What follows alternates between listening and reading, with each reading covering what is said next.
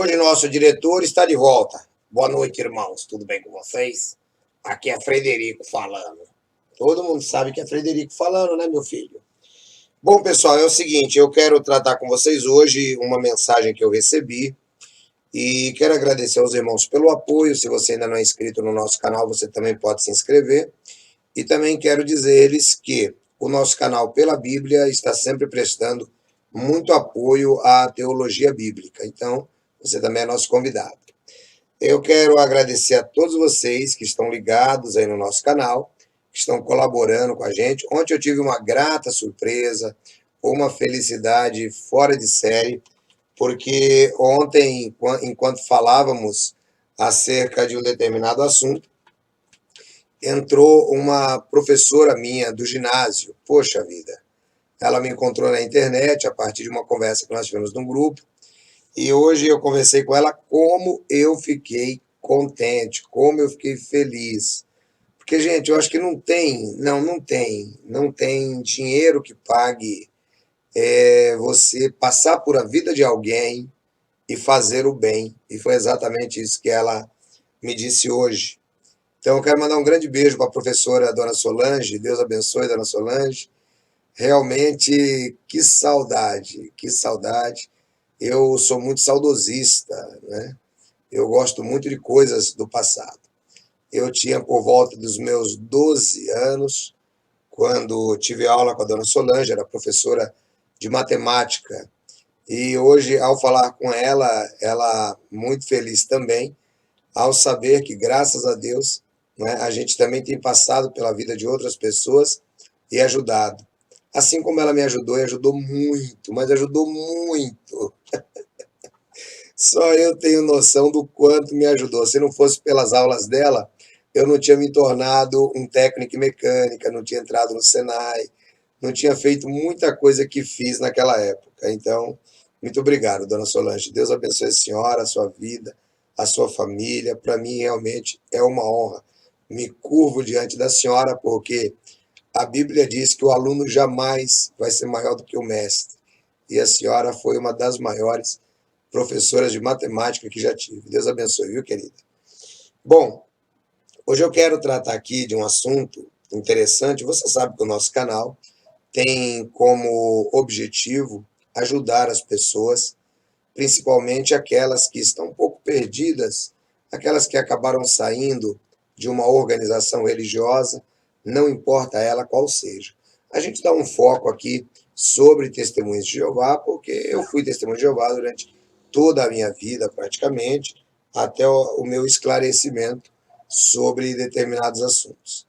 Então, você que normalmente está acompanhando, pegou agora o nosso canal, poxa, eu preciso de uma orientação, eu estive associado com tal grupo religioso, eu acho que era uma seita.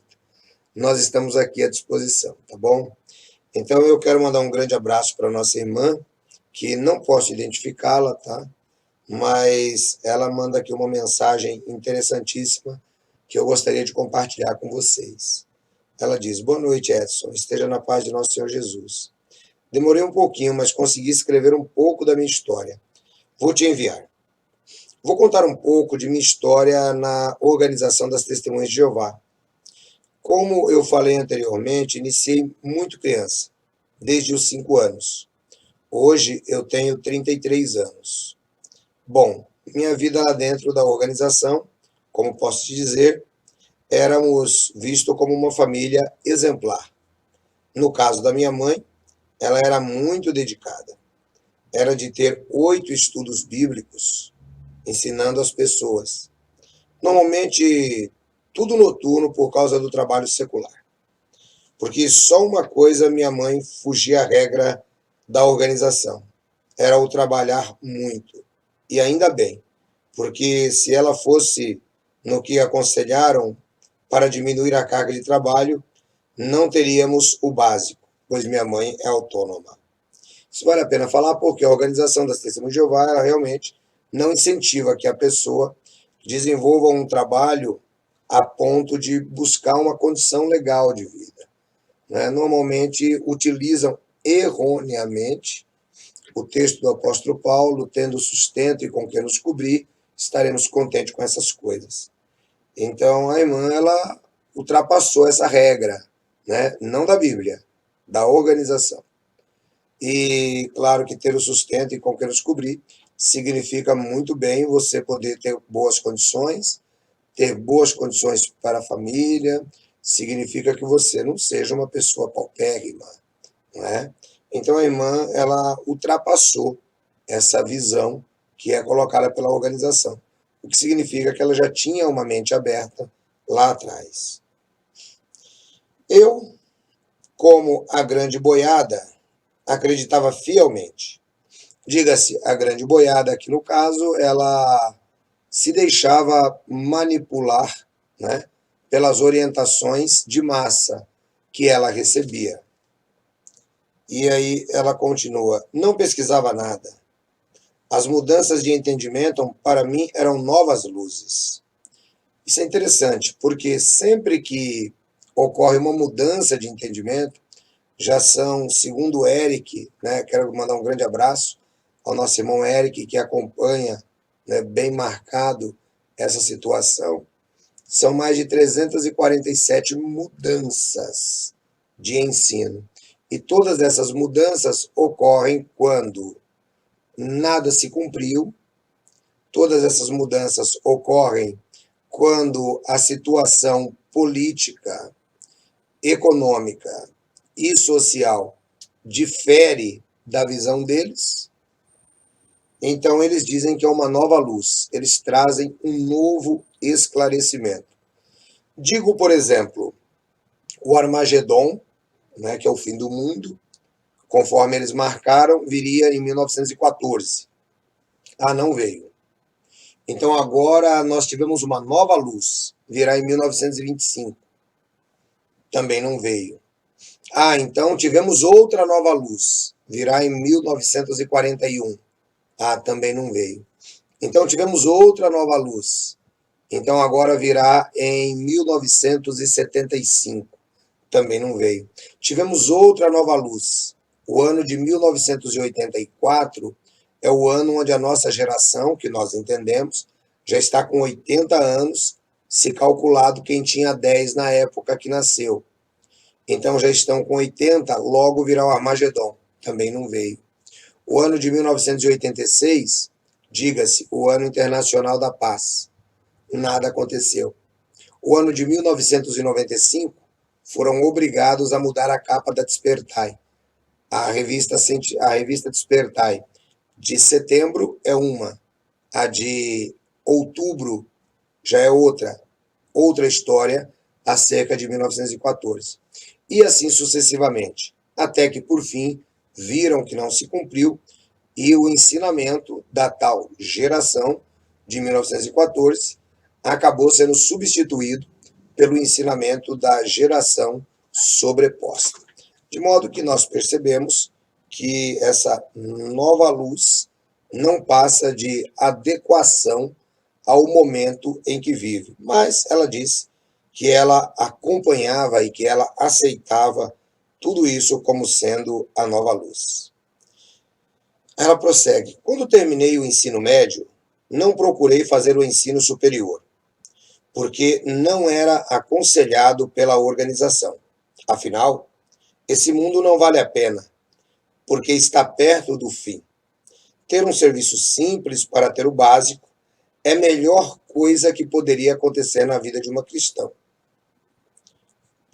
De um cristão. E ela continua dizendo assim, né? A fim de que dedicasse mais tempo à organização, doravante chamada de torre nesse vídeo. Quanto tempo perdi na minha vida depois disso? Sempre achei estranho eu não ser empenhada, isso é a visão dela quando estava lá, eu não ser empenhada em sair de pioneira. Diga-se pioneiro, aquela pessoa que dedica muito tempo promovendo, um promoter da organização das Testemunhas de Jeová. Ou trabalhar nas construções, manutenções. Eu sempre fugia quando me incomodava no íntimo, achando que eu era o problema. Ou seja, ela não gostava, ela se sentia incomodada de trabalhar como promoter, pioneira, ela não gostava de trabalhar nas construções rápidas, salões do reino, ela não gostava de ir no salão de assembleia trabalhar, ela se sentia incomodada, mas ela achava isso estranho, porque afinal de contas, isso era algo incentivado pela organização. Ela disse: sempre fugia o quanto podia. Me incomodava no íntimo, achando que o problema era meu. Sempre tive a impressão de eu ser uma pessoa muito artificial e sem fé. Vou dar um exemplo. Estava perto um congresso. Todos ficavam ansiosos por ele. Para mim, era um evento estressante, cansativo. Não ficava na expectativa igual a todo mundo, mas tinha que fingir a felicidade que não existia em mim.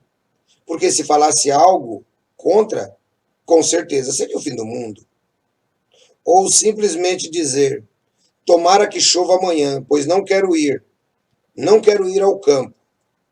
São coisas, entre outras, que você não pode ser sincero.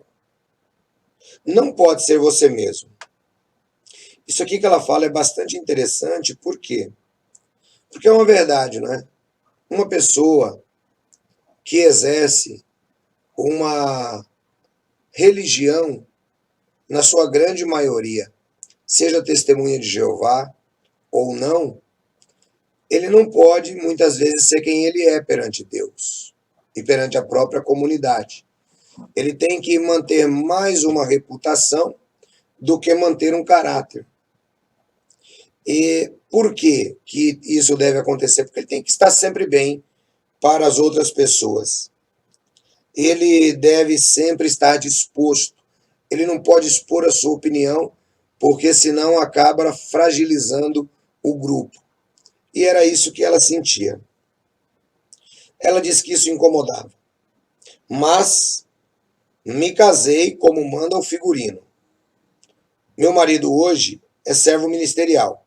No caso, um diácono, alguém que ajuda os anciãos, também conhecido como pastores. Diferente de mim, ele sempre foi alguém que gosta de ler, gosta de pesquisar e sempre está pesquisando as publicações da, abre aspas, Santa Gráfica, fecha aspas. E ela diz: palavras do nosso irmão Eliezer em memória. É verdade. O irmão Eliezer, ele usava essa expressão: Dona Torre e a única gráfica verdadeira. E o marido dela era uma pessoa dedicada aos pensamentos da Dona Torre, ou a única gráfica verdadeira. Como servo ministerial, meu marido foi o que acordou primeiro. Porque, pessoal, eu sempre tenho dito o seguinte: uma pessoa que pesquisa dentro da organização das Testemunhas de Jeová, normalmente ele sai, ele não fica. Porque a incongruência é muito grande entre os ensinamentos da organização e a própria Bíblia. Mas ela prossegue. Ele viu tanta coisa errada dentro do corpo da congregação que o irmão nem imagina. Sofremos muito com alguns anciãos. Anciãos, diga-se, pastores. E isso fez com que ele desanimasse, perdesse a alegria e não queria ser ancião. E, de repente, ele não consegue enxergar que isso é normal em tudo isto. Foi o que o levou a fazer mais pesquisas, porque ele não estava contente com a situação que estava passando. Ele resolveu me falar algumas coisas das pesquisas que ele estava fazendo. Mas foi um erro. Eu não estava preparada e começamos a brigar, discutimos muito, fiquei atordoada, achando que ele tinha virado um, abre aspas, apóstata, fecha aspas. Lembrando que para a organização, Sociedade Torre de Vigia, apóstata é todo aquele que abandona a empresa, a gráfica verdadeira, que decide não mais ser testemunha de Jeová. Entrei em pânico. porque eu sabia que eu teria que entregá-lo aos anciãos, achando que estaria sendo fiel a, abre aspas, Jeová, fecha aspas, e que se fizesse isso, acabaria com o meu casamento. Isso aqui é uma coisa interessante, porque a pessoa dentro da organização das Testemunhas de Jeová não tem como pensar por si próprio. E se alguém desejar pensar fora da casinha, esse alguém deve ser denunciado. Ele é denunciado como alguém apóstata, porque exerce a liberdade de pensamento, porque exerce a liberdade de consciência. Uma vez que isso acontece, o casamento pode se romper. Uma vez que isso acontece, ele vai perder todos os amigos que lá estão. Uma vez que isso acontece, uma mãe nem mesmo poderá atender o telefonema do filho. Uma vez que isso acontece, um irmão deve romper os laços totalmente com o outro. Então, ela estava desesperada com isso, porque ela estava vendo também o casamento dela e a ruína por causa desta regra, onde ela deveria contar aos, abre aspas, anciãos, que o marido dela estava tendo uma liberdade maior de pensamento. Mas ela diz: graças a Deus não fiz isso. E meu marido passou a fazer tudo escondido de mim. O tempo foi se passando, eu por mim mesma comecei realmente a questionar algumas coisas da organização de modo negativo.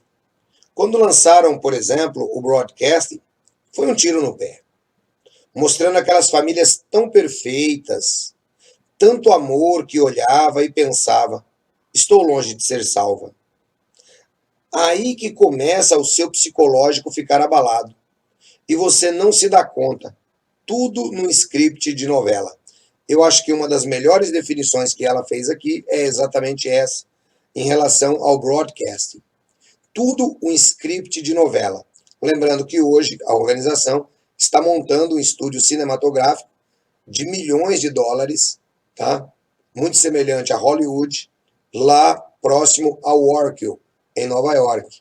Para quê? Porque ela entende que o audiovisual vale muito a pena. E ela começou a olhar tudo isso e começou a ver que aquilo era tudo montagem. Uma pessoa inteligente. Depois lembro de um mês que mostraram o luxo que os 8 velhinhos vivem. No caso, os 8 velhinhos, o corpo governante. A liderança das Testemunhas de Jeová. Até mostrou que a luz translucens do ambiente se adaptava de acordo com o dia. Não vi com bons olhos e logo pensei: é meu dinheiro que está aí. E no outro mês, ver os irmãos numa extrema pobreza, como por exemplo os irmãos da África, não tendo um salão decente, as dificuldades até chegar lá e ainda sentando em caixotes, aquilo me doeu muito. Aquela diferença tão gritante. 8 velhinhos viraram estrelinhas, com seus relógios caros, comida boa e um lugar muito confortável. Mas os outros não. Temos que ser simples, temos que nos contentar com o que temos para nos dedicarmos ao campo, que é a pregação de casa em casa. Daí em diante comecei a ver as coisas com outros olhos. Mas não foi o suficiente para acordar. Até que minha irmã decidiu abandonar a religião. Saiu da torre de vigia. Ainda jovem, ela resolveu viver a vida do jeito que sempre desejou. Abre aspas, rebeldia. Fecha aspas. Essa atitude abalou profundamente comigo e com a minha mãe. Porque uma pessoa que sai da organização é como um luto. É como se a pessoa morresse para nós. Sim, é verdade. Eu me lembro até hoje, meu irmão, o que eu conheço como Dantas, disse para mim o dia que eu resolvi abandonar a organização, porque resolvi pensar, ele disse para mim que eu simplesmente havia morrido para eles. Alguns pais, mães dizem que preferem ver o filho morto do que abandonar a seita. Então, é exatamente assim que uma pessoa que está na organização das Testemunhas de Jeová vê aquele que saiu. E ela também tinha esse mesmo conceito. Cortamos os laços. Nós não convivíamos mais, mas eu sentia muita falta dela. Mas eu sabia que não podia ser desleal, abre aspas, a Jeová, fecha aspas, pensava. Diga-se, porque Jeová e organização são termos paralelos. Você usa o termo organização concomitantemente com a palavra Jeová. Você desobedecer à organização é como se você estivesse desobedecendo a Deus. É por isso que uma testemunha de Jeová pensa que está sendo desleal para com Deus e não para com o ser humano. O pior foi ver o descaso daqueles que se diziam amigos leais. Não deram sequer um simples telefonema para saber aquilo que havia acontecido ou tentar ajudar e reanimar. Isso no caso da irmã dela. E ela diz: comigo não foi diferente, não. Recebi um abraço, não recebi um abraço sequer. Não recebi um abraço sincero, mesmo daqueles que eu considerava meus amigos. Nenhuma visita de pastoreio, que, aliás, nem sei o que é isso, porque não lembro a última vez. Visita de pastoreio, diga-se, pastores, anciãos, que vão atrás da ovelha. Ficamos arrasadas. Isso acaba com o nosso psicológico. Isso me fez refletir se aquilo era realmente correto aos olhos de Deus. Minha mãe tentou outras congregações, mas só decepções. Coisas erradas, tudo isso acabou desanimando. E juntas, aos poucos, fomos perdendo as forças. Foi quando meu marido começou novamente a falar as coisas que descobriu. E ele passou a me mostrar os seus vídeos. Tudo começou a fazer sentido e se encaixar. E realmente parece que estamos em uma hipnose e acordamos. Por que que acontece isso? Isso acontece porque eu, Edson Reis, o ancião, durante toda a minha vida, são 28 anos dedicados à organização. E depois disso, quando eu saio, durante os quais 8 eu servi como um líder, pastor, ancião, eu decidi estudar a organização. Até porque eu também tinha o mesmo conceito de que eu estava deixando a organização de Deus. Foi quando passei a estudar a Bíblia, foi quando passei a me aprofundar mais no estudo. Então, eu posso dizer que hoje, no Brasil, com toda a humildade, com toda a modéstia, eu sou, sim, o maior erudito em matéria de organização das Testemunhas de Jeová. São 40 anos de estudo, onde eu sei exatamente quais são os próximos passos que darão a partir de qualquer revista que eu leia. E, de fato, o psicológico da pessoa fica abalado. E até por isso que eu tenho dedicado tanto tempo, né, mesmo diante de outras atividades que eu devo assumir, a ajudar você, que muitas vezes ainda está na organização e está começando a se esclarecer, e ajudar pessoas que precisam de um esclarecimento a sequer entrarem. Parece que realmente estamos numa hipnose, mas acordamos. Depois fui falando aos poucos com a minha mãe, que também acordou de vez. Hoje não perde um vídeo seu. Aliás, quero mandar um grande abraço para a nossa irmã Marli, tá? Que é a mãe dela. Um grande beijo, irmã Marli. Deus abençoe, querida. Hoje ela não perde um vídeo seu. É horrível ver como somos manipulados, controlados. Sempre usam o medo que vamos desagradar a Jeová. Nosso psicológico é abalado. Depressão acabamos tendo. Achamos que é porque não estamos fazendo o suficiente, mas nunca ali se faz o suficiente. Nós somos cobrados o tempo todo. Isso é uma característica das seitas. Principalmente nos discursos públicos. Se você resolver tirar um dia para passear, Demais, você coloca as coisas do mundo em primeiro lugar. Se compra algo caro, já está se tornando materialista. Se faz hora extra, é ganancioso. Se perde uma reunião, a consciência dói. Não me lembro quando passei um domingo para descansar sem minha consciência doer. É sufocante. Você não tem uma semana de tranquilidade. É reunião, é limpeza, partes nas reuniões, assembleias, campo, estudos, estudo pessoal, preparação da reunião, adoração em família, fardo pesado. Mas é preciso para manter o gado com a mente disciplinada. Nunca vou me esquecer a última assembleia.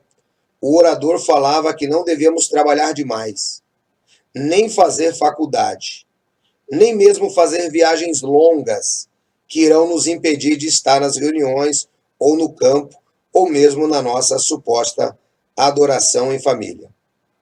Isto é demais.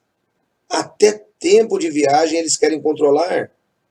Nesse exato momento que coloquei um ponto final e decidi sair, a ficha caiu. Já não consigo ter conversa com eles. Não concordo mais e com grande parte daquilo que pensam. E o mais grave de tudo isso, além dos ensinamentos errados, o menosprezar nosso Senhor Jesus Cristo. Não precisamos de obras para ser salvo. O sangue de Jesus é suficiente. Com esta frase eu me libertei. Que bom. Efésios capítulo 2, versículo 8. Somos salvos pela graça. Agradeço todos os dias pela misericórdia de Cristo por me libertar, tanto a mim como a minha família. A sensação é tão maravilhosa, sair de uma hipnose destrutiva. Poder tratar as pessoas que são consideradas, abre aspas, mundanas, fecha aspas, como chamavam na organização, com verdadeiro amor, tratar essas pessoas com o respeito que merecem, ter amizades de verdade, não apenas em um rótulo organizacional. Estou muito feliz e seu canal tem ajudado muito nesta fase e as experiências de várias pessoas onde eu vejo que as histórias se repetem. Que o nosso Senhor Jesus continue abençoando o irmão a ajudar muitas pessoas. Muito obrigado. Estou há 2 meses sem assistir às reuniões, não estou relatando, apenas veio um ancião aqui tentar especular a minha vida. Eu disse para ele que perdi a alegria e estou dando um tempo. Ela quis ser política nesse assunto com ele. Estou dando um tempo que estar ali não está me fazendo bem, a ponto, ele ficou bem frio. Ela foi política, mas não foi muito, ela foi educada, né? Você realmente não vê amor de verdade, só protocolo. E ainda falou que estou seguindo os passos da minha irmã, que a irmã dela abandonou a organização. Até agora não falaram, mas estão de olho, estão monitorando tudo que posto e tudo aquilo que falo. Aconselharam meu marido a entregar, agora aqui eu vou colocar um termo sinônimo, o escravilégio de servo, porque ele não será desqualificado por minha causa. Ele vai entregar e ela dá mãozinha de graças a Deus. Aqui na congregação a coisa está feia, porque só nesse meio tempo 2 servos já perderam os privilégios nesses últimos 2 meses. Bom, então eu quero mandar um grande beijo para ela, para a mamãe dela, a irmã Marli. Quero mandar um grande abraço ao seu esposo e elogiar pela decisão. A Bíblia diz no livro de Gálatas que nós somos chamados para a liberdade. Foi por isso que Cristo nos libertou. O apóstolo João diz no livro de João, capítulo 8, versículo 32. Conhecereis a verdade e ela vos libertará. A verdade é Cristo. E quando você conhece Cristo, você se livra dos traumas religiosos, você se livra dos traumas psicológicos. Basta você começar a raciocinar e encontrar o caminho que é o próprio Cristo.